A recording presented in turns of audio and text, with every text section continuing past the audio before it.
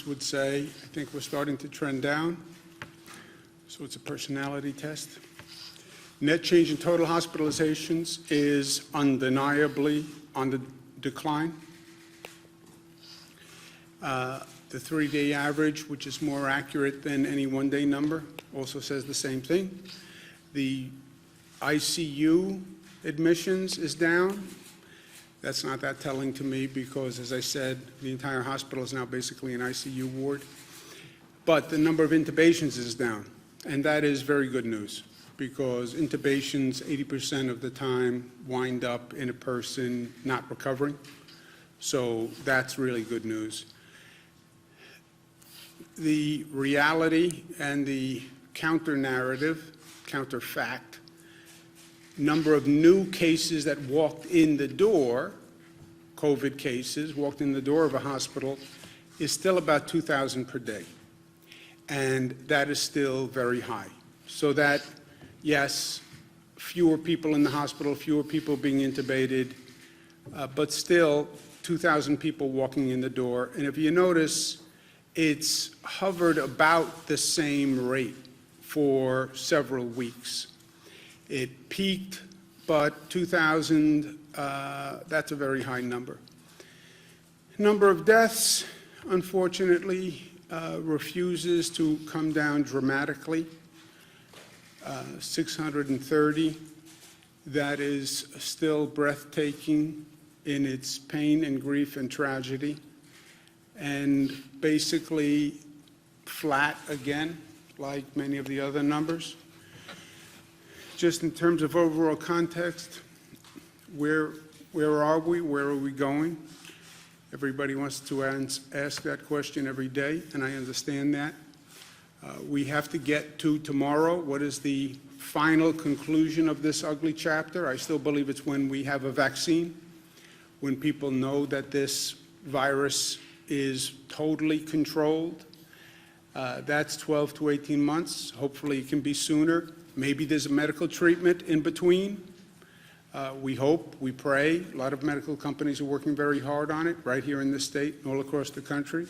That would totally change the trajectory. People who are looking for a quick fix, a quick answer, it would be a medical treatment. That would be the quick fix. Announcement of a vaccine, that would be a quick fix. In the meantime, it's going to be an incremental process between today and tomorrow. As much as people don't want to hear that, that's the truth. You're not going to hear any day soon, it's over, the nightmare ends, and we wake up. It's going to be incremental, and we have to be smart as we do this. Do no harm, control the rate of infection as we go through this. We also have a lot of work to do operationally in terms of the healthcare system and now testing, which I'll talk about in a minute. The testing tracing is the guideposts through this, right? As we're working our way over the next several months, the testing, which is informing us as to who can go back to work, helping us isolate people, it's about testing. And testing is a totally new challenge. Nobody has done this on what we need to do on testing. And then phasing the ramp up of the economy to the new normal as we do this. Again, in terms of perspective, I think of it this way. Our whole response thus far basically has been a response to a crisis, right? And as the numbers start to come down and as people start to take a deep breath and people start to feel we can control the beast, which we can, and they take comfort in the fact that we can control the beast, which I do. I was afraid this thing was uncontrollable and that despite everything we did, the numbers were going to continue to go through the roof. And by the way, nobody could tell you otherwise. But we proved we can control the beast. We can reduce the rate of infection. We did that by our response to the crisis. Credit to all New Yorkers, all Americans. They flattened the curve. Nobody else, no government agency, no public health expert. People's actions flattened the curve. We responded to the crisis. That's sort of all in this first response, the first phase. Bring down that infection rate. The infection rate was one person infected 1.4 other people. That's when an epidemic breaks out. That's fire through dry grass, right? That's what we talked about yesterday. We have the infection rate down to 0.9. One person infects 0.9 other people. I've never met a 0.9 person, but the infection rate is less than 1 to 1. That then sees the outbreak starting to subside, the numbers starting to come down, which is what we're seeing in the numbers. So we did that. This is all in our response to the crisis. And let's say it's from minute 1 to where we are today. This has all been crisis response. Bring down the infection rate. We did that. Bring up the hospital system to this projection level, which would have been impossible, but ramp up that hospital system so when you have all these new infected people, you can handle it. You don't overwhelm the public health system. You don't have people dying in hallways, which is what we saw in Italy on TV, right? That's all phase 1. That's critical response. Hurry up, get it done. Every day is vital. Drastic measures taken quickly in a coordinated way. That's phase 1. We're still in that phase because you still have 2,000 people coming in the door every day. So don't get cocky, don't get arrogant. We're in control. No, you're not in crisis because you can control the beast, but you're only controlling the beast because of what you're doing. That's where we are. We're starting to transition to another place. What's the other place? It's going to be the second half of this situation, which is unpausing, right? The situation we're in now is unsustainable. People can't stay in their homes for this length of time. They can't stay out of work. You can't keep the economy closed forever. You just can't. Society can't handle it, personally or economically. So now we're moving into another phase, which is this reopening phase. How do you plan the reopening? Nobody's ever done this before. And how do you plan a reopening of an economy and at the same time be cognizant of the public health crisis that you're still in, right? We have the infection rate down to 0.9. One person is infecting 0.9%, less than a person. Okay, the epidemic outbreak percentage is 1.2. One person infecting 1.2. You only have between 0.9 and 1.2 is a margin of error. We have to reopen, we have to reopen, we have to reopen. Yeah, you only have a very slim margin to operate on. You open too fast, you bring people out too fast, you'll get to 1.2 in 3 days and we'll be right back to where we started. So that's the I want to get out of my house versus public health balance that we're talking about. How do you measure this? How do you calibrate it? You have to develop a testing capacity that does not now exist. And then you test people on a higher volume than ever before. You then trace them to find other positives, and then you isolate them. In the meantime, we have to stabilize the state's finances because we have a terrible economic deficit. We're spending money every day that we've never dreamed of spending. We're asking all these hospitals to do things, all these local governments to do things. We're paying. And we're paying when we're in a position where we don't have any money, which is also an unsustainable position in life. You can't keep writing checks if you have no balance in your account. It doesn't work long term. At one point they come and they knock on the door. I don't know who knocks on the door when you're a state government, but somebody's going to come knock on the door. So that's where we are overall. The next frontier is going to be testing.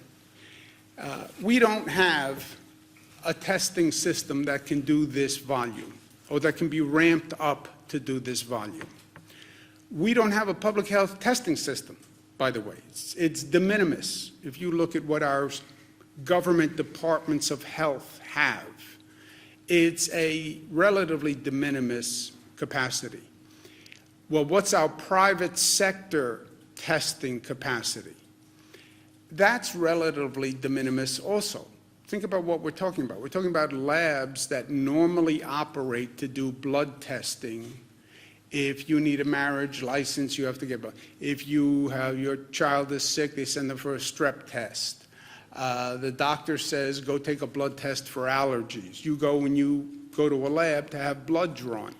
That's basically the system we're talking about. That system does not do large-scale COVID testing. This COVID testing, first, in and of itself, is a very complicated new test. It's not as simple as drawing blood and getting it tested. This test, in and of itself, is complicated and expensive. And you don't have the network that does that. It does not exist. This is where we were with the hospitals.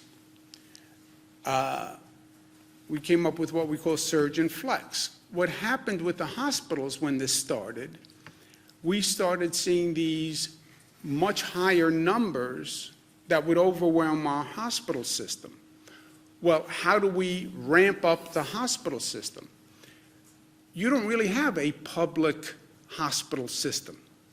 Downstate New York, you have about 100 hospitals. You only have about 15 of those 100 are public hospitals.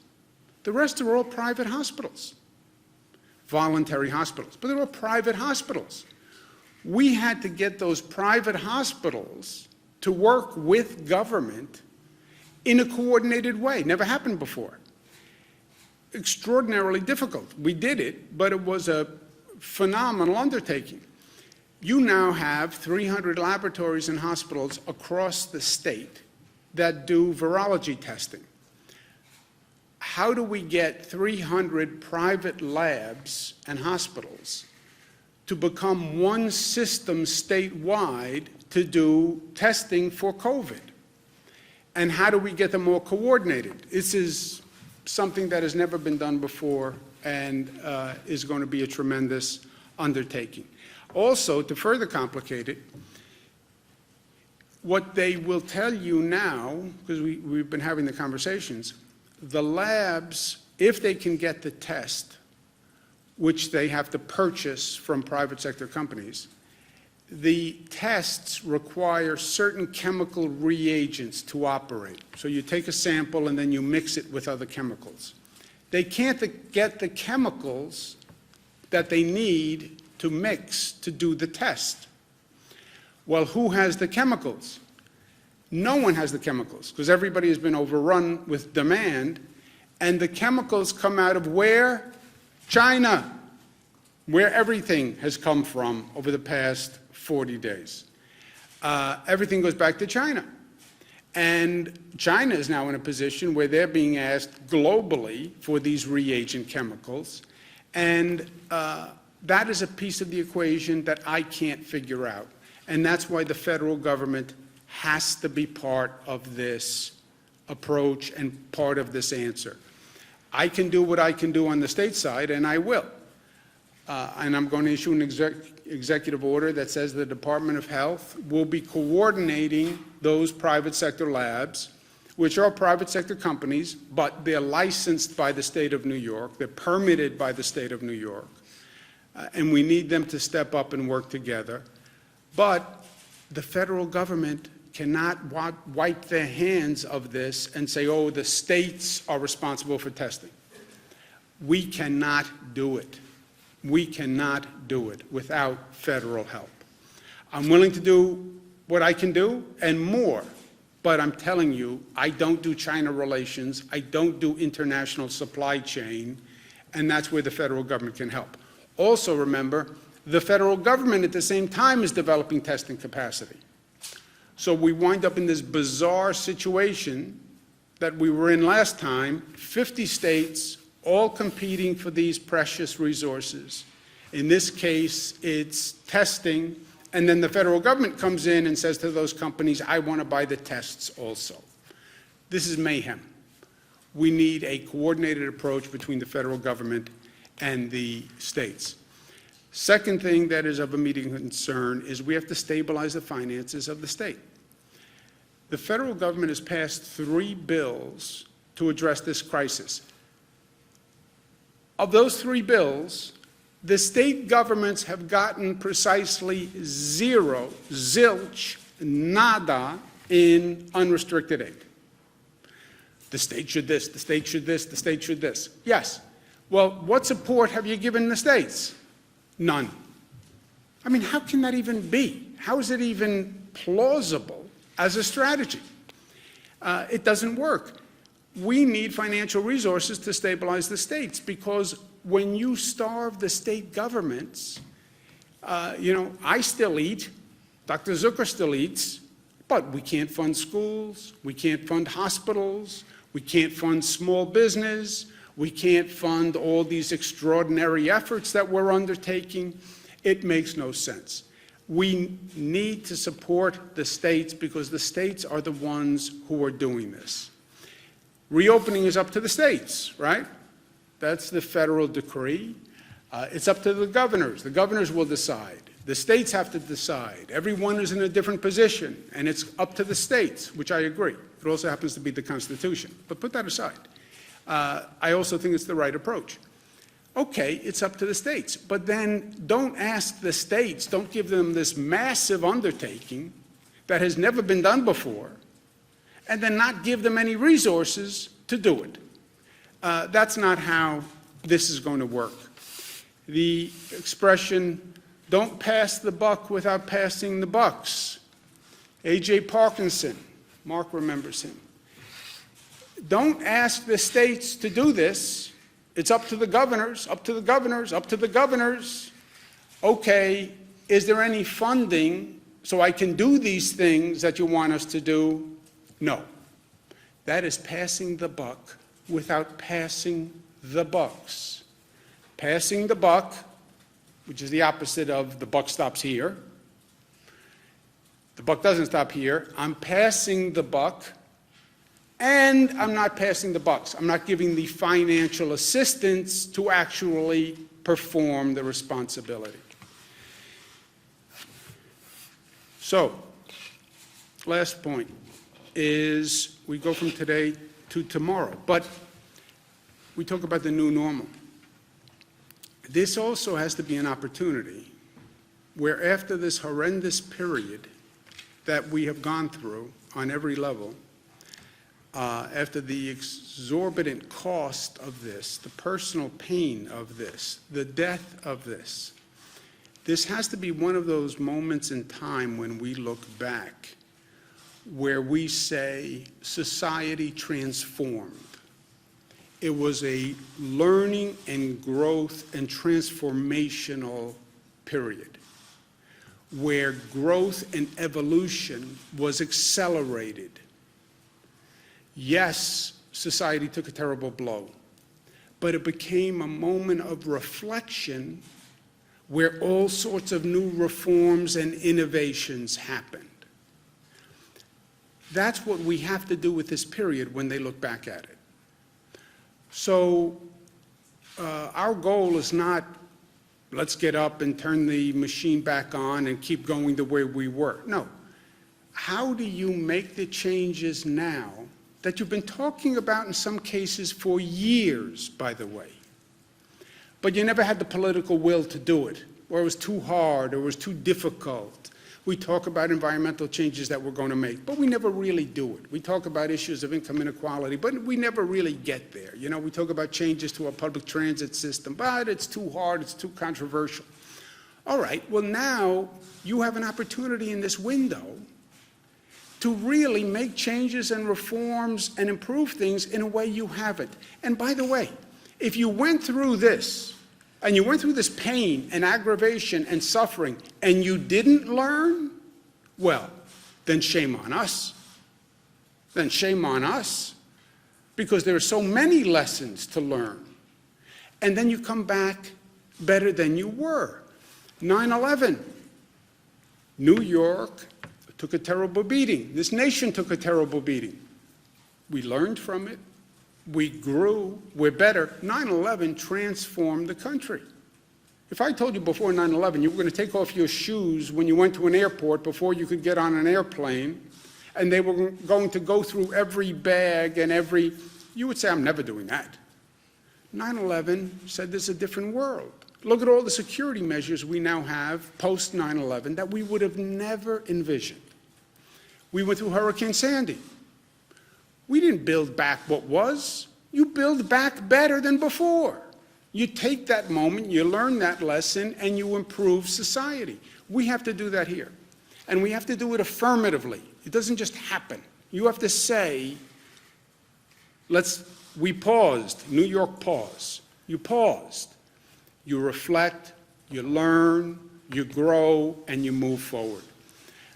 Look at what we learned about the public health system. You know what we learned about the public health system?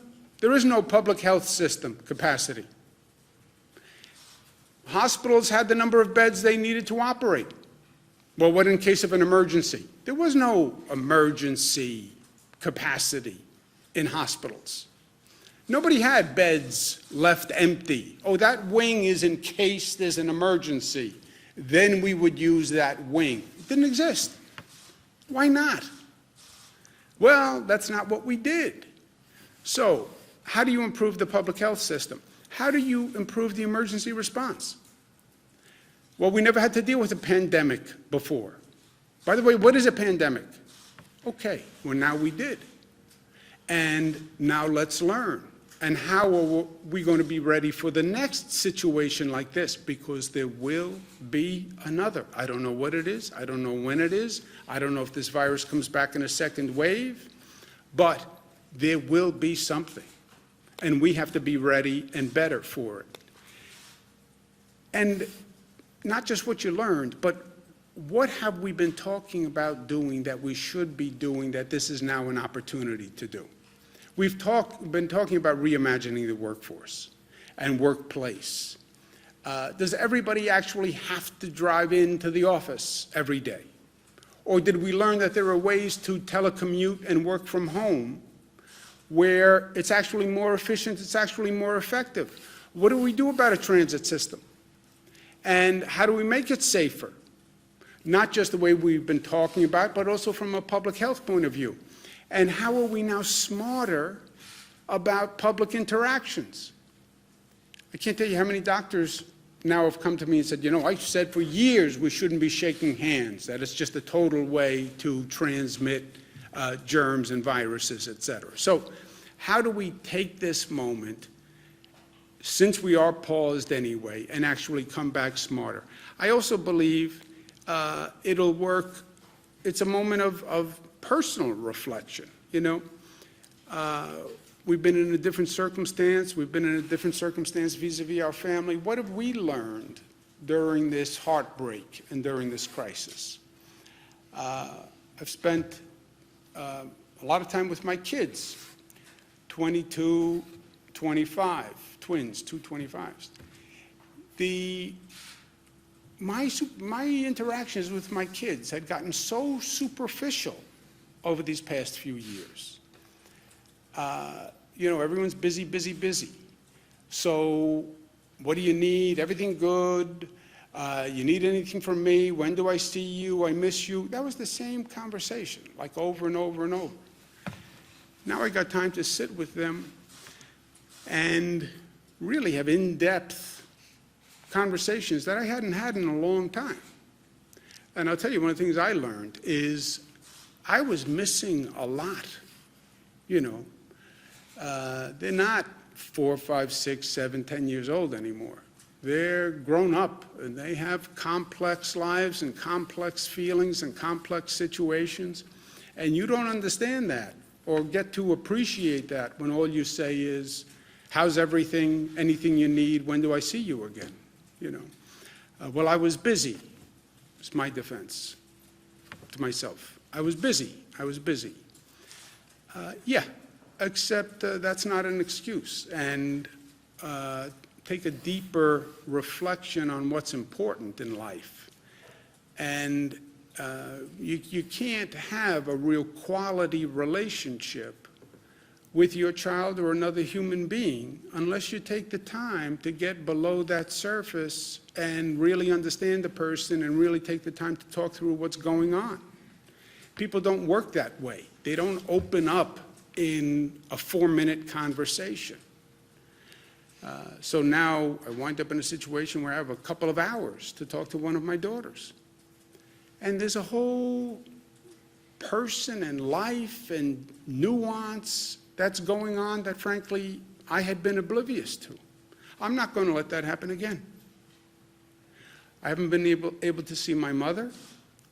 She's a little older, and I see a lot of people. I'm exposed to a lot of people. I don't want to go see my mother because she's in a vulnerable population, and I'm out and about a lot. So it would be careless to go see her now.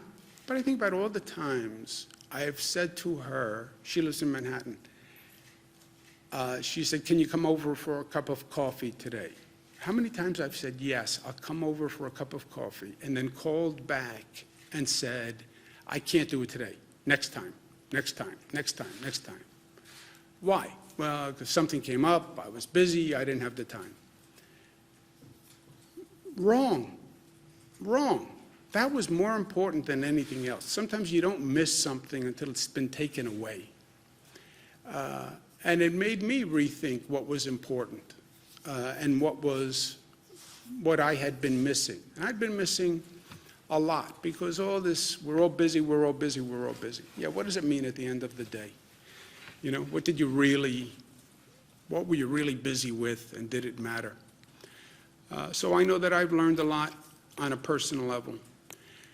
But we may be more physically distant for the foreseeable future. The key is to be more connected individually, more connected as a society, more connected as a community.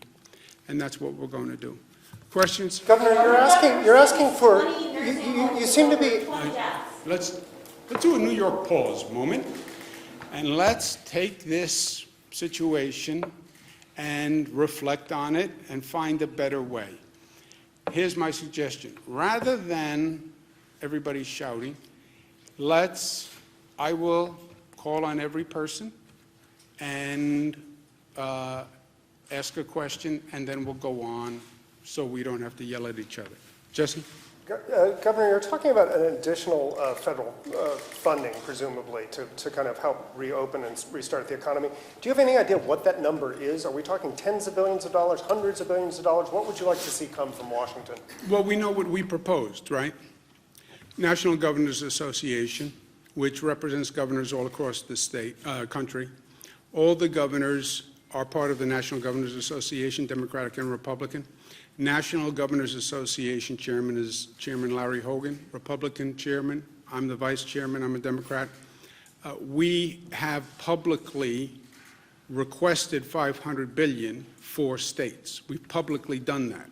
So that's the number, that's public, put out in a press release, and that's what it is. What about for New York specifically, though? We didn't get into the allocation, but the allocation should be proportionate to the need, right? This allocation, $500 billion for the states. Well, how do you allocate it among the states? Allocate it proportionate to need. You know where the COVID cases are. You can look at a map, you see the cases. You know that because you see when the president talks about reopening, different states are in different places. Yes, different states have radically different situations when it comes to number of cases. So allocate the funding where the problem exists. You're trying to solve the COVID problem. Allocate the funding to where the COVID problem exists. In past bills, where they've done health care funding for quote-unquote COVID, you've seen the numbers. Some states got about $200,000 for every COVID case. New York got about $12,000 for every COVID case. How do you justify that? Well, because it's the Senate, they wanted to give every state money, so every senator had something to go home and do a press release about. Yeah, I know, but if the state didn't have any COVID cases, how much did you give that state of taxpayers' money just so that senator could go home and do a press release? Give me a break. You can do a press release with, you don't need billions of dollars to do press releases. Very quickly to follow, the president said yesterday that some states would start to go into phase one almost immediately. How far away do you think New York is from something like phase one or even phase two? Well, phase one, phase two. It's what he's saying is, depending on where that state is, well, what the president's saying is it's up to the states. It's up to the governors. The governors who have states that have fewer cases can reopen faster. Yeah, that has nothing to do with the president or federal policy or anything. All he's saying is it's up to the states, and you'll see states that have less of a problem opening sooner. That is undeniable and totally logical. So it depends on that state, where it is, and it depends on the numbers. And the governors rely on numbers. And it has nothing to do with the federal government. Governor, on the hospital system, we said that when do we reopen? We are at now 0.9 on the infection rate. 1.2 is the tipping scale where the numbers start to go up again, right? So your margin of error right now is between 0.9 and 1.2. You have many states where the infection rate is de minimis. We're at 0.9. We're right up to that line of possible outbreak. So the states that will open first, by the data, will have much lower infection rates than we do. We were over the line. We were in outbreak territory, right? We've gotten that down to 0.9. But your margin of error is between 0.9 and 1.2. And what the experts will tell you is 0.9, 1.2, you're right on the line. It's not that precise a science. Governor, we've now got a hospital rate that seems to be stabilizing and ticking down. A few questions. Are you therefore stopping some of the things you've done to increase capacity, like the field hospitals on the island? And then is there any thought, particularly in upstate areas, of reopening hospitals and facilities to elective procedures? There are reports that workers are being laid off. And then finally, I know we had to reduce PPE standards. We had to waive a bunch of requirements to increase this capacity. Will any of that be now rolled back? And is there any concern that reducing these standards, particularly PPE, may have hastened infection or caused problems among healthcare workers? We know there's lots of infections there. The CDC reduced the PPE guidelines, not to do alphabet soup, but it was the CDC that had federal guidelines on the personal protective equipment. And they have different guidelines apparently when you're in a crisis than normally. They went to crisis guidelines. And that's what many of the nurses especially are complaining about. Those are guidelines. DOH actually sets the policy, I believe. I don't know. We set the policy. We use the CDC guidelines on these issues, about use of masks, PPE equipment, the gowns we continue to use. But the issue is when can a healthcare worker go back to working with a mask? And so are we thinking about changing any of this? And do you have any concern that this may have caused higher infection rates? I don't feel that it caused higher infection rates at all. Healthcare workers have worked extremely hard to protect themselves and to make sure there isn't any further spread. Marina? Also on the hospitals? We are not, first, you take all these numbers with a grain of salt, right? Caution is you could have a surge, you could have a second wave. Look at Wuhan, look at China, look at Italy. It went up, went down, went back up. Be careful. But are we at a point where we are now immediately in danger of exceeding the hospital capacity we developed? No. That's why we're in a position to give away ventilators or lend ventilators to New Jersey, other states, et cetera. So I don't believe we are in a place today where we are at risk of going over capacity. Go ahead, yes. Thank you. I'm Ann, by the way. Hello, Ann. I want to talk to you about the rate of infection.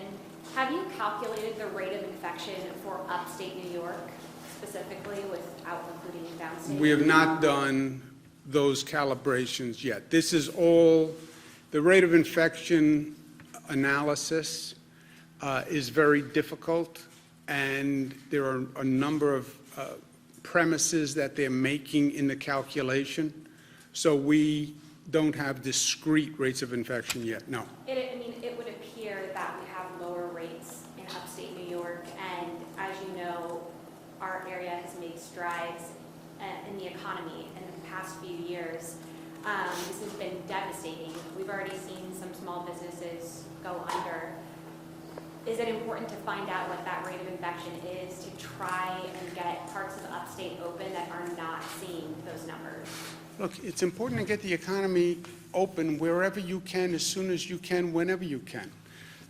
People had a nice break, and they were in their homes. I think everybody is well past, I had a nice break. I want to get back to work. I have to get out of the house. I love my family, but I have to now get out of the house. And I need a paycheck, and I need it yesterday. So everyone is in that same position. At the same time, people will say, I don't want to go out and get sick and die, right? So that's, death is bad. And even though staying at the home and not getting a paycheck is bad, it's not as bad as death, right? That's the yin and the yang here.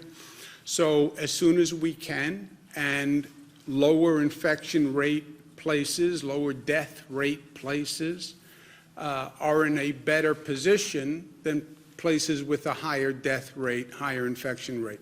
So yes, calibrating those differences is important, and balancing the economic need and the personal need with the public health need and death, that calibration is everything. When do you think you'll start to make that separation is what I'm asking? I think you'll see it clearer. You know, we're right on the line now across the board. You'll see clusters in upstate also. You'll see nursing home issues in upstate. One of the reasons they keep asking about nursing homes are the vulnerable point. They're the vulnerable population in the vulnerable setting, a nursing home. And we've seen that across upstate. So it's not just about, yes, everybody wants the economy running, but everybody wants to be safe at the same time, and that's what we're working through. Governor, the state just released a list of facilities, of nursing homes that have outbreaks. We're seeing some numbers of up to, 55 deaths at just one nursing home, and at least 21 facilities on this list that have over 20 residents. My first question is, why, has it taken so long to inform the public about this, happening in their communities? Why has the public not known about all of these numerous outbreaks? Yeah, I think they have. We've been talking about nursing homes every day for the past 30 days. The first outbreak was in Seattle, Washington, which was a nursing home. That's how this country was introduced to it. We've said 157 times the most vulnerable population are seniors. The most vulnerable place are nursing homes. So I think we have special precautions for nursing homes. I think we've been talking about it all along. Are you going to start doing, boosting the number of nursing home inspection workers? Are you going to look at mass testing? It's not an inspection issue. We've taken radical measures vis-a-vis a nursing home. No visitors. I mean, just think about how harsh a policy that is. No visitors in a nursing home. These are people who live for visitors. No visitors, staff testing, different cleanliness procedures, more equipment. But the virus is nothing to be underestimated, and the virus is very good at killing, and the virus is very good at killing older people and people with compromised immune systems. And that's why the virus seeks out nursing homes. Yes, but it seems like even with the screening protocols, we now know that many people can be asymptomatic, so even if they didn't have a temperature, they still could have been carriers of the disease. Is there a need for mass testing at nursing homes in order to get a Yes. better picture? Yes, that's what we've been saying also, right? We want to test frontline workers, test healthcare workers, but then you need tests. And that's why we've been talking about testing and the need to ramp up testing and how difficult it is for testing. The point is, there's clearly a problem here. Excuse me a second, Jimmy. Someone's asking a question. Are we needing more transfers of, there's at least one nursing home we know of where the residents have been transferred to another facility. Not the negative residents have been transferred. Is that something the state recommends or is doing anywhere else? Or I don't know. Do you know about transfers, Jim? Part of our COVID-19 task force, which is balancing load for hospitals, has also been working on the nursing home piece as well. So there have been cases where some of the residents of one nursing home have transferred either to a hospital or to another program. That's something we balance across the system, particularly in downstate New York, where this has been more prevalent in a number of cases. Look, the ideal would be if you had an on-the-spot test. Person, before they walk into a nursing home, you do a saliva test, positive, negative, get the results in 15 minutes, and if they test positive, they don't walk into the nursing home. Test all the staff, test everybody who walks into that building, test all the residents. That's the ideal. You don't have that test, and you don't have that volume of testing capacity, and that's what we're dealing with. The rest of the nursing homes, because this is only a small sampling, there's no, like, for example, Steuben County is not. You have the answer, Jim? Like you said before, personal privacy was a key concern. These are all nursing homes with cases with a greater than 5 number. Anything with fewer than 5 deaths were not included in these initial round. I know facilities in Steuben County that have more than 5. This is what this data is reported directly from the nursing homes themselves. So if there's any exclusion that should be included is from the nursing homes themselves, and we'll circle back as we do every day on getting updated reporting data from those nursing homes. We only know what they tell us, right, sir? Yeah. I wanted to ask about, in terms of the nursing homes, what about releasing the data for positive numbers, that maybe not fatalities, but the numbers at those nursing homes that have tested positive for COVID? Can we get some of those details? And the other question I had is, what about family members who want to get information about their loved ones and are having trouble? Maybe they're getting stonewalled on information from the actual nursing home. Is there anything that the state can do to enforce or to make the nursing homes hand over information that loved ones are needing? Yeah, a nursing home, you're saying people call the nursing home for information on someone in the nursing home, and the nursing home won't give them information on their loved one? Yeah, so at least in one case. Yeah, I don't know that that's even So legal. DOH had put out guidance saying that nursing homes should inform family members when there are positives, either in the nursing home in general or specifically their family member. What we found through the critical reporting that's been going on through this process is that's being ignored. So we're doing an executive order that says that they are mandated to do it, and there will be penalties if they don't. Yeah, penalty. Civil penalties. Governor? Mark? Thank you, Governor. The update on drive-ins, whether that could be an essential business. Mr. Mahika is in charge of reviewing drive-ins. ESDC is still reviewing that. So we didn't get an actual request. Last time you asked a question, there had not been a formal request into ESD. There is now a formal request in there. They're still evaluating it right now. So this was a few days ago or last week, so we're still reviewing it. Okay, one other question is that New York, the last I checked, New York State is the 9th largest economy in the world. And trade offices were established in key cities to develop important relationships around the world, to attract business to New York State. And I know China, you've had, I guess, Beijing or some other city. Is that helping you in terms of getting, because, it's been maybe 2 decades that we've had these trade offices? Yeah, no, it's a good question. We do have people who represent the state in China for a trade point of view. We've been using them to help us try to figure out the supply chain issue, which is just, you want to talk about lessons learned. We need masks, they're made in China. We need gowns, they're made in China. We need face shields, they're made in China. We need ventilators, they're made in China. Okay, we're past that phase. Now we're on this new phase. We need testing agents. They're made in China. It's just, how? And these are all like national security issues when you're in this situation. But we do have people who work for the state in China who help us with trade relations. They were helpful here, but in truth, this is so much beyond that level. You have the federal government going to China to buy supplies. You have Illinois, California, New York, Italy, South Korea, everybody going to China. And it was well beyond the capacity of our reps. That's what we're saying.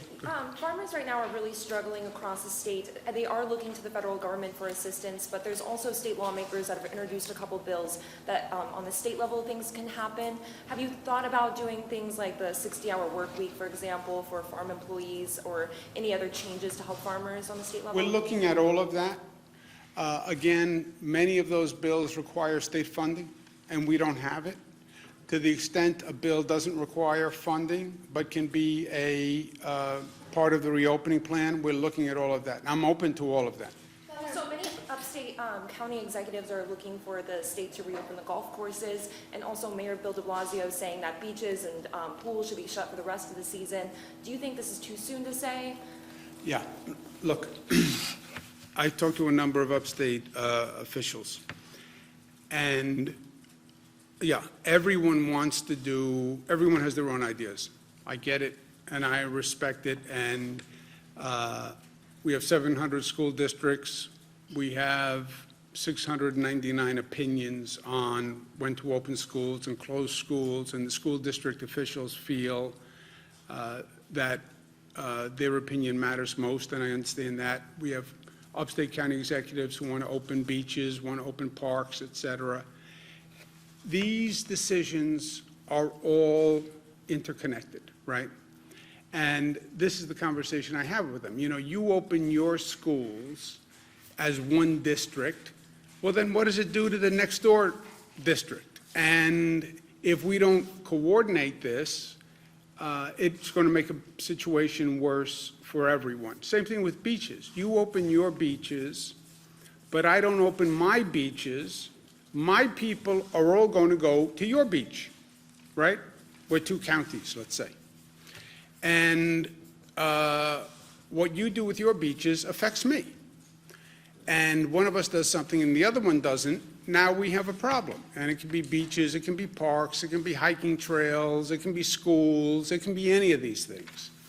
So the first place we started here was, in an emergency, a governor issues executive orders that say we have to coordinate as a state. In an emergency, more so than ever before. That's the concept of an emergency declaration. Why does the president get more power in an emergency declaration? Because it's an emergency. So we have an emergency. So what you want to do with your park, normally, yeah, it's up to you. But in an emergency, what you do with your park can affect what everybody else does with their park. Because you have all sorts of people dying to get out of the house. I found out your parks are open. You can have people coming from across the state to your park. Now, maybe you want that, or maybe you don't want that. But I get a lot of calls from people in the Adirondacks. They don't want a lot of people coming from downstate to the Adirondacks and flooding their community right now. So what one does affects everyone. So schools, opening businesses, parks, beaches, all these decisions need to be coordinated on a statewide basis. And local governments, I get their concern. We all have to cooperate, and yes, we'll make decisions, we'll make them collectively, but they have to be uniform on a state level, because there's then actually a higher level. I then have to turn around and coordinate with New Jersey and Connecticut and Massachusetts and Delaware, and what are we all doing and how does it work together? If I don't, what I do on my beaches in New York Makes a difference to New Jersey. Makes a difference to Connecticut. They just called today, we have an issue we have different policies on marinas. So people from New York are going to other states because other states have their marinas open, and we don't have our marinas open. So we're then flooding their marinas with our people. Sounds like a silly, small issue, but these things are all interconnected. So they want to know, even on like marina openings, we should have the same policy. Otherwise, people want to get out of their house. It's now summer. They want to go boating. Well, you can't do it in New York. They all go to Connecticut. Connecticut then says, well, this doesn't help us. We don't want all these New Yorkers coming up here to do boating. So they have to be coordinated. I understand it's inconvenient, but every decision has an impact on everybody else. I'm not crazy about having to coordinate every decision with New Jersey and Connecticut, et cetera, because it's always easier to make your own decisions and everybody can be on their own. That's not where we are. So no one can make a decision without the state signing off. I don't make decisions without talking to my partners in New Jersey, Connecticut, and the rest of the alliance. And that is the best way for government to operate right now. Well, it's a pain in the neck. Yeah, I get it. I get it. Well, I like the old way where I do whatever I want in my county. Yeah, I know. I understand that. We all want to get back to the old way. But we're not at the old way right now. Excuse me 1 second. I'm going to come right back, Bernadette. I didn't miss you. Yes? So my question is, we're hearing from family members with loved ones inside nursing homes that they hear two very different but very important messages. One is to keep COVID out of nursing homes, but secondly, the March 25th directive from the Department of Public Health stating that no nursing home can deny re-entry or admission to a nursing home based on testing positive for COVID-19 or a suspected case of COVID-19.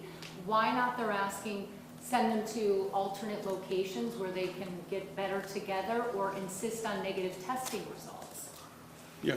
Doctor or Jim, did you want to say? So I would start by first mentioning many of those individuals who have gone to the hospital because they were ill, and then they left to go back to their nursing home, which is their, as we've said before, which is their home. So that's the first thing. You want to bring them back to that area. Testing for someone who's had coronavirus obviously is something which would be down the road a little bit to do as well. But we have been looking at all the possible ways to make sure that those in the nursing home are protected, both the healthcare workers and surely the individuals who are at most at risk. But they're so concerned because they're so afraid for their family members because they're older and frail and they just think maybe another place is better. Also, second question, I hope you'll answer both.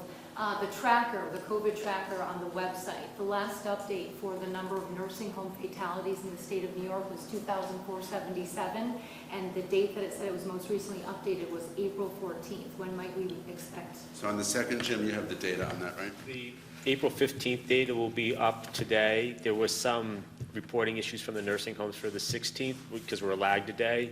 So we'll try to get that all up in the next day or so.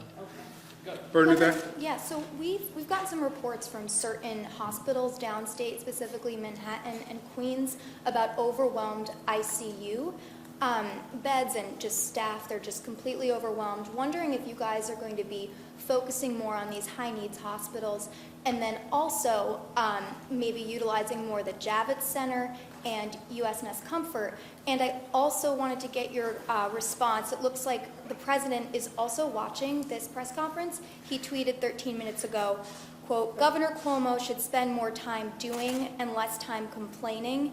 Get out there and get the job done. Stop talking. We built you thousands of hospital beds that you didn't need or use, gave large numbers of ventilators that you should have had and helped you with testing that you should be doing." It goes on a little bit more. So wondering if you could respond to that, and then also the question Good. about the overwhelmed ICU. Good. Let's respond to the President. First of all, if he's sitting home watching TV, maybe he should get up and go to work, right? Second, let's keep emotion and politics out of this and personal ego if we can, because this is about the people and it's about our job. And let's try to focus on that. I have said repeatedly that when we were fighting for the additional capacity for our hospital system, that the President moved very quickly, and I applauded him for it, and he brought the Army Corps of Engineers, and he brought them up to build the Javits Center capacity, 2,500 beds. He's wrong that it hasn't been used. About 800 people have gone through Javits. To dismiss 800 people is disrespectful. But we didn't use 2,500 beds because we didn't reach the capacity. When he says, well, we built it, we didn't need it, it sounds like suggestion is, well, it was a request by the state that wasn't valid. If he didn't really believe 2,500 beds was necessary, I don't believe the federal government would have helped build 2,500 beds. And the number came from a projection from him. See, he should read the reports he issues. The White House Coronavirus Task Force had projected in the millions of people. The CDC, which is the president, projected in the millions of people. So the projections were high. They were the president's projections. So for him to say to anyone, well, you relied on projections and the projections were wrong, they're your projections, Mr. President. So were we foolish for relying on your projections, Mr. President? CDC, Coronavirus White House Task Force, that's you, White House, that's you. We relied on your projections. Okay, shouldn't have relied on your projections. Actually, I think the President has a better argument, which is, yes, we built 2,500 beds because the projections said it could get that bad, and because we worked together, we flattened the curve and we didn't hit the projection, which is actually what happened. But don't suggest that anyone made a mistake relying on your projections or on Cornell, Columbia, McKinsey, et cetera. Second, I have said a number of times, I don't know, what am I supposed to do, send a bouquet of flowers? They were very helpful on Javits. They were very helpful on sending the U.S. Navy ship Comfort. They were very helpful in intervening with China and getting PPE equipment out of China. They were very helpful in helping us find ventilators. I said thank you, thank you, thank you, thank you. Now, going forward, we're still in the midst of it. The President doesn't want to help on testing. He said 11 times. I said the one issue we need help with is testing. He said 11 times, I don't want to get involved in testing. It's too complicated, it's too hard. I know it's too complicated and it's too hard. That's why we need you to help. I can't do an international supply chain. He wants to say, well, I did enough. Yeah, none of us have done enough. We haven't, because it's not over. So yes, thank you for the Javits. Thank you for the U.S. Navy ship Comfort. But it's not over. We have a lot more to do. And no one can take the posture, well, just say thank you for what I've done, and I'm now out. I'm not doing anything else. I've done my part. What if I said to the people of my state, okay, I'm done. By the way, I saved hundreds of thousands of lives. I flattened the curve. I created more hospital beds than anyone ever imagined. I coordinated the entire state. I'm done. I'm done. I'm going home. I'm going to go see my mother. I'm going to spend time with my kids, and I'm going to go out fishing in Connecticut because their marinas are open. That's it. I'm done. What if I said that? That's what he's saying. I'm done. I don't want to help on testing. Testing is too hard. And then the only thing he's doing, let's be honest, well, it's up to the states to do reopen. By the way, it was always up to the states. What are you going to grant me what the Constitution gave me before you were born? It's called the 10th Amendment. I didn't need the President of the United States to tell me that I'm governor. And I didn't need the President of the United States to tell me the powers of a state. People did that. Alexander Hamilton, Thomas Jefferson, James Madison, they are the ones who gave me the power. And I don't need the President of the United States to read the Constitution for me. Maybe he should have read the Constitution before he said he had the power to open the states, where he did a very graceful 180, and many people allowed him to do the graceful 180. But, so he now says it's up to the governors, which he said repeatedly now, yesterday, version of yesterday. And now it's up to the governors to reopen. Okay, I'm going to reopen. I get it. And you don't want to help on testing, which is a national problem and replicates the same chaos that you created with medical supplies because FEMA wasn't ready. By the way, I needed a stockpile. Where was your stockpile? 10,000 ventilators for the nation? That was your stockpile? Where your projections, the federal projections said they would need double the hospital capacity of this nation. Think about that. The CDC says double the hospital capacity of the nation. The minimum projection was 2.4 million hospital beds. You know how many hospital beds we have in this nation? 900,000. His projection says 2.4 million hospital beds. The whole hospital system is only 900, and his stockpile has 10,000 ventilators.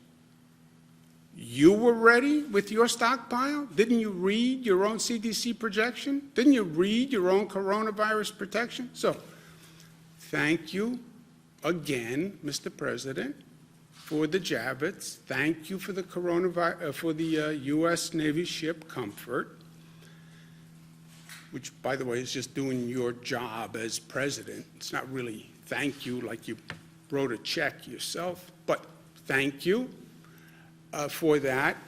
We're not out of the woods. We have to go forward. We need help on testing, and we need funding. It's up to the governors. It's up to the states. Well, then provide the funding. No, they only want to pass a bill that funds their small business fund, called PPE, their small business program. We need to fund the small business program. But you're going to say, after just saying this monumental task is up to the individual governors and the individual states, I'm providing no help, no assistance, no financial money. I understand that small businesses need the funding. By the way, I know that airlines need a bailout, but not the states. Why don't you show as much consideration to states as you did to your big businesses and to your airlines? Right? Did you guys speak yesterday or this morning after he No. announced the May 1st? No, you haven't talked at all? After you announced to me what? I'm sorry? After he announced the May 1st reopening of No, the he country? didn't announce anything. He said it's up to the states. That's what he said. And if you say it's up to the states, and you just hold up a big microphone that can listen to all the governors, you'll hear some governors say, I can start to reopen right away. Because some governors are in places where they don't have a serious problem. They never did. By the way, some states never even closed down So if you're in a state that has a de minimis issue, yeah, then you can open up faster. You can open up tomorrow, or you can start opening up tomorrow. He's doing nothing. He said it's up to the states.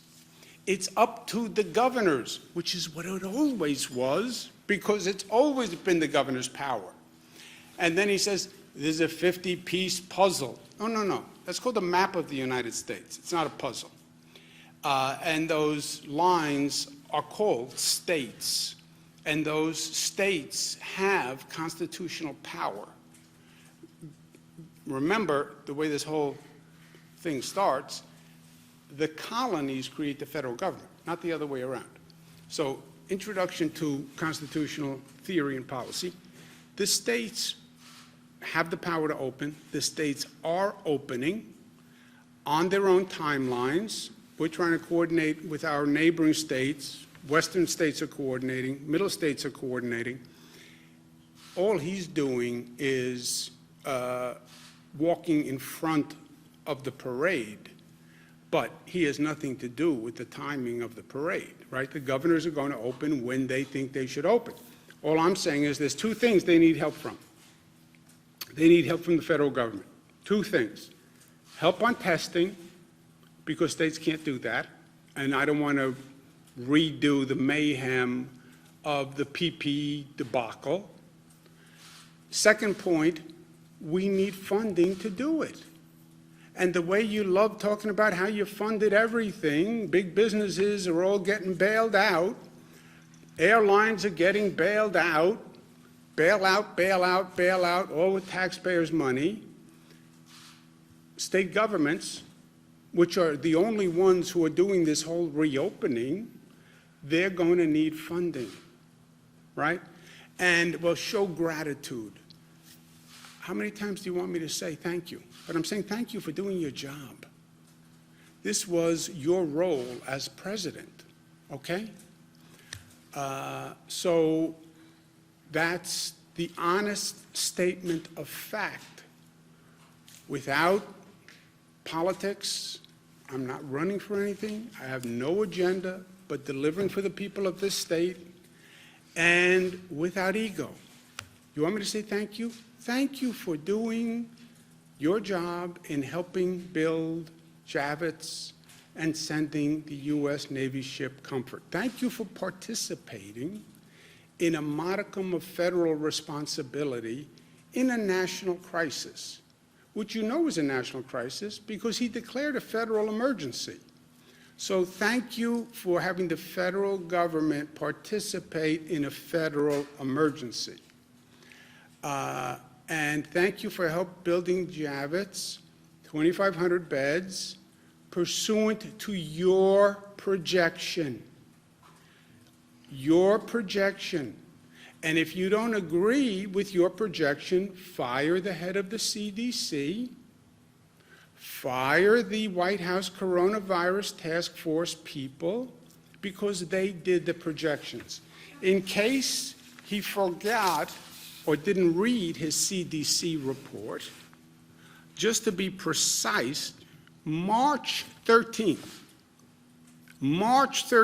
so we're well into it, CDC says 160 to 214 million Americans infected. That's over half the population. CDC. 2.4 million to 21 million Americans hospitalized. 2.4 million, bottom number, 21 million Americans hospitalized. March 13th, the CDC. 2.4, okay? Let's say they're low number, 2.4 to 21, which is a hell of a differential, right? Either 2.4 or 10 times 2.4. Thank you for that great projection. But anyway, let's take their minimum number, 2.4. How many hospital beds do you have? 900. Call it 1 million. So it's 2.5 times what your capacity is, right? We're the state of New York. We have a 50,000 bed capacity. By their projections, what do we need? 150,000 beds. By the way, what did McKinsey say that we needed? 140,000 beds. They got it from the CDC, as it says on the screen. They got it from the CDC. That's why we built 2,500 beds at Javits, because we listened to you, Mr. President. And if we were foolish for listening to you, then shame on us. But read your own report next time before you criticize it. Is there a point on state spending? You mentioned at some point someone's going to come knocking. Does that mean at some point the state might have to cut off state spending, and what would that even look like? Rob? So right now, we're looking at our cash numbers, our priorities, right, are making payrolls, making sure we're funding Medicaid, making sure we're funding the pandemic. We have the resources to do that, but we're putting in place cash spending controls to make sure that we can do that, especially because of the delays in the tax filing dates. So because that moved from April 15th to July 15th, number of people that filed by April 15th was 7 million, when we usually get about 10 million who would file. That's about 30% off. Those that filed are probably getting refunds. So the ones that didn't file are most of that revenue. So we anticipate all that revenue is going to move to July. We'll be off about 10 billion in cash flow. So we're going to put in place spending controls actively right now to make sure that we can continue on a cash basis. We will have to make reductions, as the governor has said multiple times.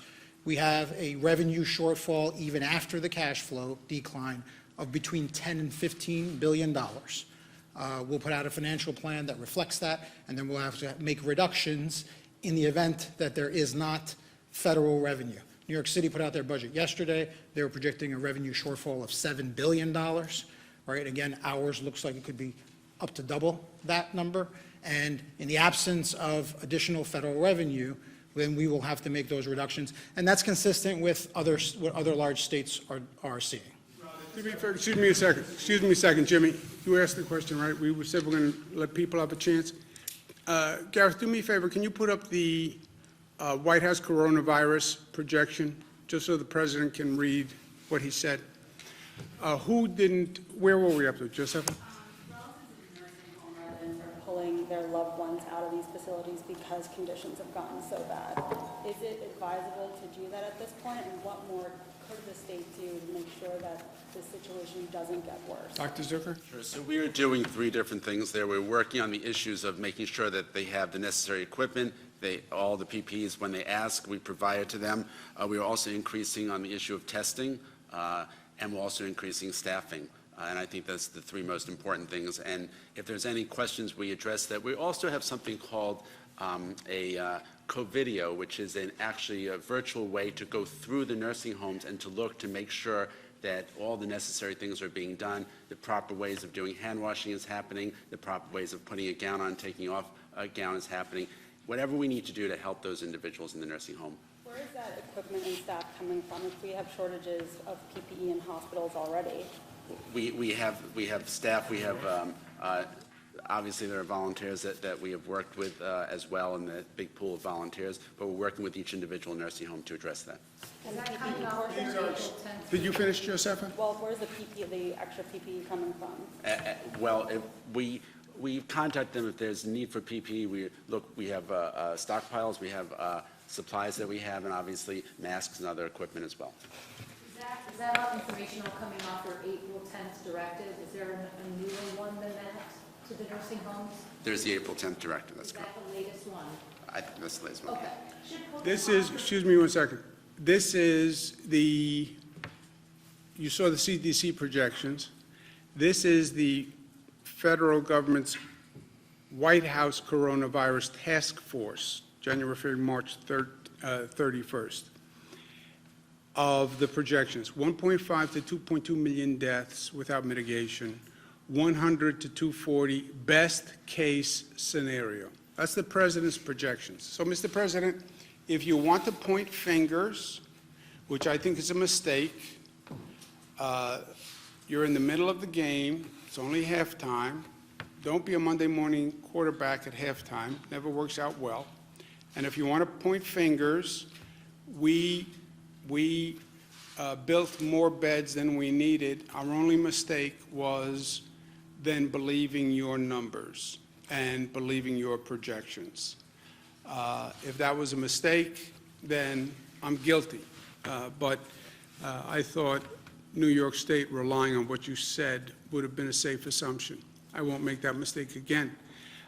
And it was your CDC and your White House Coronavirus Task Force that made those projections.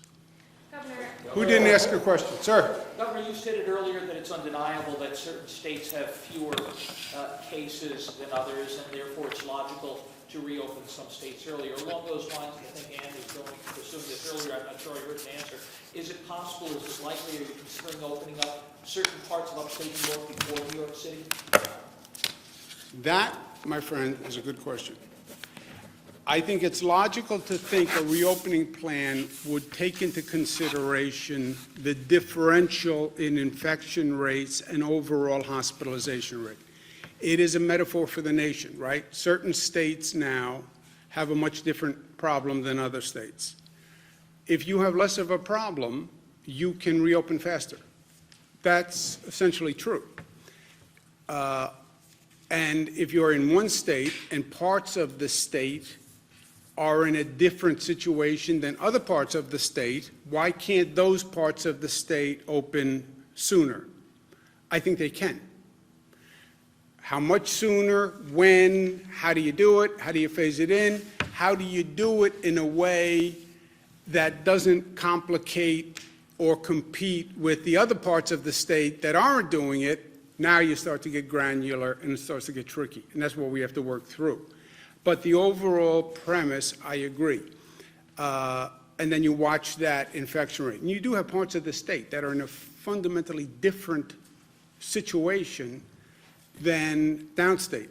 Now, even those counties that are in a different situation, because remember, a county, if you're looking for a region to open, because a county sometimes is hard, but if you're looking for a region, you don't really have regions in the state that have been immune, because nobody's immune. So you'll see pockets in almost every region. You know, you talk about Western New York or Central New York and Mohawk Valley, you'll see pockets in every region. You can find a county that is in a different situation.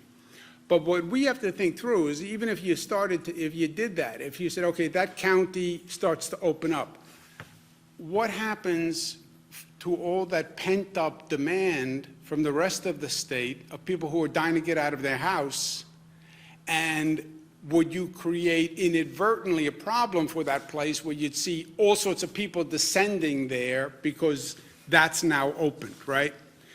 The first barber shop to open, you know, there's going to be a line going out the door. The first hair salon to open, right? The first, we were literally on the phone with my colleagues, marina to open, you know, it's going to. So that has to be thought through and that has to be coordinated. And we are on the cusp. We have to start to deal with these issues, but we're just coming out of, we're still in the midst of a public health crisis. And just because the numbers are flattening, you know, let's not take our eye off the ball. Can you put up the Navarro memo just for kicks, just to make sure? CDC, Coronavirus Task Force, and Mr. Peter Navarro's memo to the president, which the president said he never read. Peter Navarro says 100 million Americans could be infected. As many as 1 to 2 million souls could be lost. So whose projections were wrong? Head of the CDC, Peter Navarro, and head of the White House Corona Task Force. Fire them all. That's what I say. Fire them. You know the show with what the president did? You're fired. If he wants to fire someone for projections, retake his TV career, those are the three documented. Fire the CDC? How would that So if he work? wants to blame someone for the projections, blame the CDC, Peter Navarro, and whoever's on the coronavirus task force, because it's their projections. Can you explain a little bit about why? Peter Navarro you can fire. Can you explain a little bit why this got under your skin today? You obviously are not pleased with what the president said. No, it's what he said. But why this particular criticism? You guys have traded barbs in the past. Well, this is an important moment. He's saying he doesn't want to provide funding to the states, and he doesn't want to help on testing. And I can tell you, the states can't do it otherwise. And if this testing doesn't work, that's a serious problem. I don't care about his politics, but if we don't have federal help on testing, that's a real problem. And I'm not going to go through the chaos that was created last time on PPE, where people who were genuine heroes couldn't get PPE because there was a lack of coordination and because everything was made in China. We're looking at that situation with testing again. I can tell you that. I know enough to know that. Who didn't ask a question? You have the last one. What types of businesses do you see being able to open their doors first when we do start to reopen? Restaurants, would it be hair salons, maybe limiting the capacity? What specific types of businesses? Yeah, we're not there yet. That's what we have to work through. Where, what, and when. Where, what, and when. Thank you, guys. I'm going to work.